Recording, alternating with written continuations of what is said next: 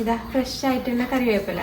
ഇത് ഫ്രഷ് ആയിട്ടുള്ള കറിവേപ്പില തണ്ടെല്ലാം മാറ്റി കൈയിട്ട് ഉണക്കി വെച്ചത്. ഇതാ ഡയറക്റ്റ് വെയിലത്തല്ല ഉണക്കിയത്, ഷേഡിൽ വെച്ചിട്ട് ഉണക്കിയെടുത്തത്.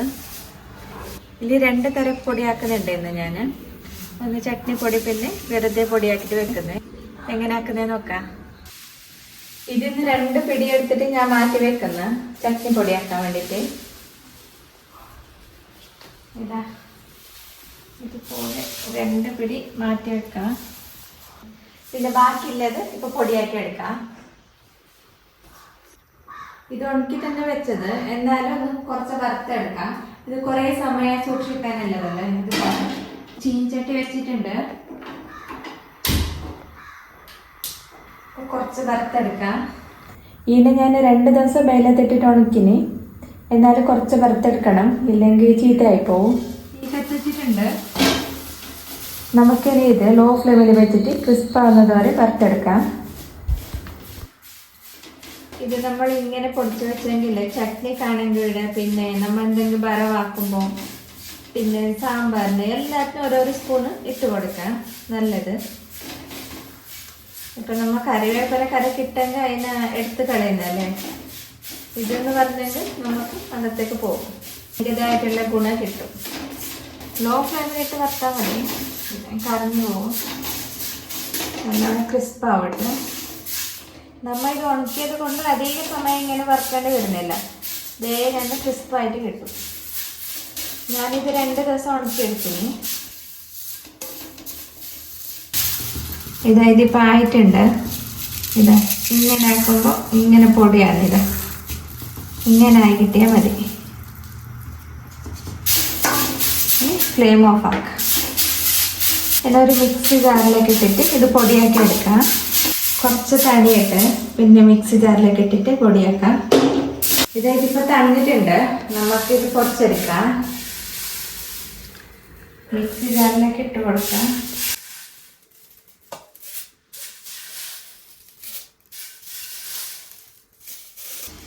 ഇത് ഇത്ര കാണുന്നെങ്കിലും പൊടിച്ചിട്ടാകുമ്പോൾ കുറച്ചേ ഉണ്ടാവും.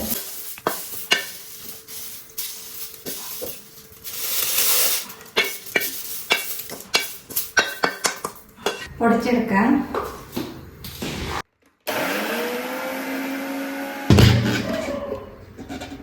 എന്താ വേറെ ഉണ്ടായി. ഇപ്പൊ നോക്ക്, കുറച്ചേ ഉള്ളൂ. എന്താ കണ്ടോ, ഫൈൻ പൊടിയായി.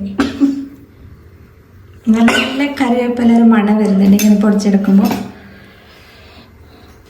ഇത് ഈ ജാറ് നിറച്ചുണ്ടായി. ഇതാ ഇപ്പൊ ഇത് ഇത്രയേ ഉള്ളൂ. കറിവേപ്പില കുറച്ച് അധികം കിട്ടിയെങ്കിൽ കുറച്ച് അധികം ഉണ്ടാക്കാം, ഉണക്കി വെക്കാം, എന്നിട്ട് പൊടിക്കാം. ഇതാ നമ്മൾ ഒരു എയർ ടൈറ്റായ കണ്ടെയ്നറിലേക്ക് ഇട്ട് വെക്കാം, ജാറിലേക്ക്. പൊടി എടുക്കുമ്പോൾ ഇല്ലേ, സ്പൂൺ അതേപോലെ ഇതിലേക്ക് എന്ത് ഇടുന്നു അതെല്ലാം വെള്ളം ഇല്ലാത്തതാവണം. വെള്ളം ഉണ്ടെങ്കിൽ പൊടി കേടാവും. വെള്ളം ഒട്ടും ഇല്ലാത്ത സ്പൂണ് കൊണ്ട് എടുക്കണം. എന്താ ഇത്രയേ ഉള്ളൂ. കറിവേപ്പില ഗുണം എല്ലാവർക്കും അറിയാമല്ലോ, നല്ലതല്ലേ. അതുകൊണ്ട് ഇങ്ങനെ പൊടിച്ചു വെച്ചാൽ നമുക്ക് കറിക്ക്, പിന്നെ വറവിന്, എന്തിനു വേണമെങ്കിൽ ഇടാം, ചട്നിക്ക് എല്ലാം ഇട്ട് കൊടുക്കാം.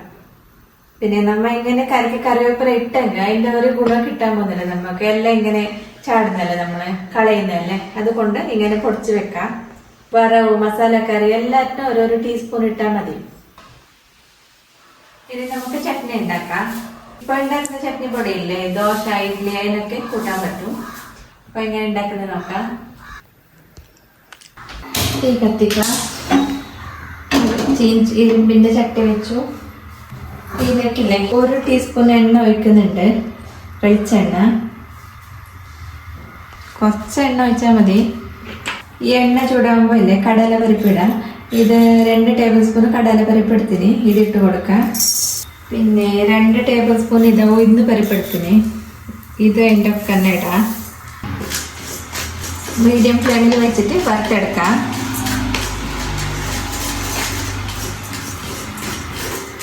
ഇത് ലൈറ്റായിട്ട് കളർ മാറി വരണം. ലൈറ്റ് ഗോൾഡൻ കളർ ആകുമ്പോൾ നമുക്ക് വേറെ ഇൻഗ്രീഡിയൻസ് എല്ലാം ഇട്ട് കൊടുക്കാം.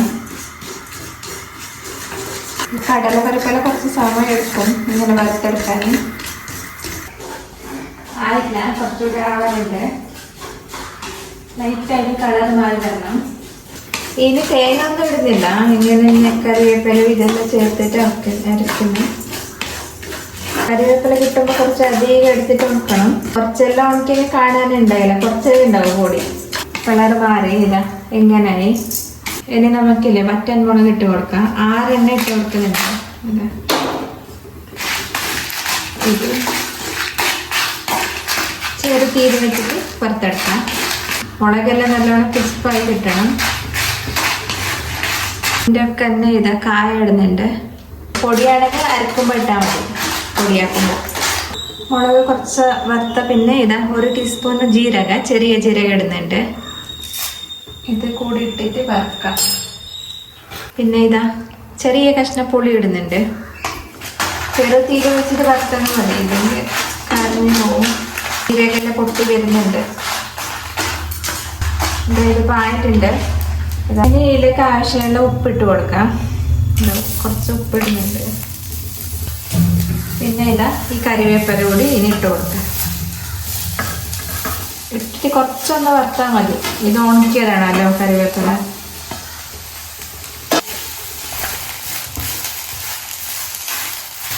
ഉണക്കാത്ത കറിവേപ്പില എങ്കിൽ ആദ്യം കറിവേപ്പില വറുത്തിട്ടെടുക്കണം, പിന്നെ ഇതെല്ലാം ഇട്ടിട്ട് വറുത്താൽ മതി.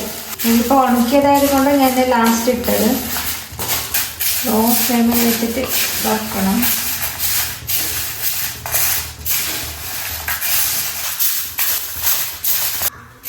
ഇങ്ങനെ തൊട്ട് നോക്കിയാൽ പൊടിയുന്നത് ഇത്ര ആയാൽ മതി. ഓഫാക്കാം. ജാറിലിട്ടിട്ട് പൊടിയാക്കാം. ഇതിപ്പോൾ തണിഞ്ഞിട്ടുണ്ട്. ഇത് മിക്സി ജാറിലേക്ക് ഇടാം.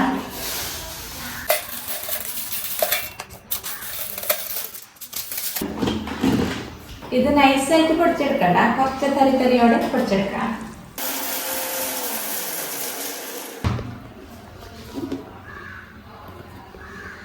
ഇതുപോലെ പൊടിച്ചെടുക്കാം.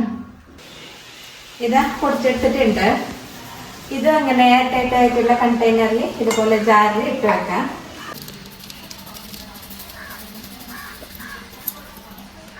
നല്ല മണം വരുന്നുണ്ട് ചട്നിപ്പൊടിയിൽ.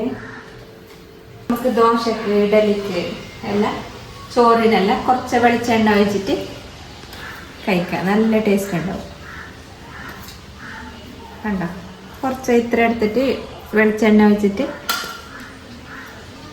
കഴിച്ചാൽ മതി. നല്ല ടേസ്റ്റ് ഉണ്ടാവും. ഇതാ നല്ല മണം ഉണ്ടാവും.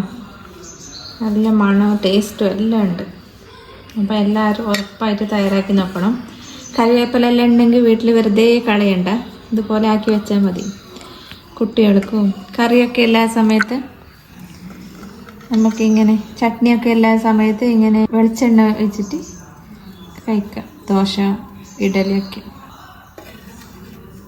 ചണ്ടുള്ള സ്പൂണ് എന്തും ഇടാൻ പാടില്ല. ചണ്ടുള്ള ഇട്ടാൽ കേടാവും, വേഗം പൊട്ടാവും. അപ്പോൾ ഇതാ ഇന്നത്തെ റെസിപ്പി കഴിഞ്ഞു. അപ്പോൾ എല്ലാവരും തയ്യാറാക്കി നോക്കണം. വീഡിയോ ഇഷ്ടപ്പെട്ട സബ്സ്ക്രൈബ് ചെയ്യാൻ മറക്കണ്ട, ലൈക്ക് അടിക്കാനും മറക്കണ്ട. ബൈ.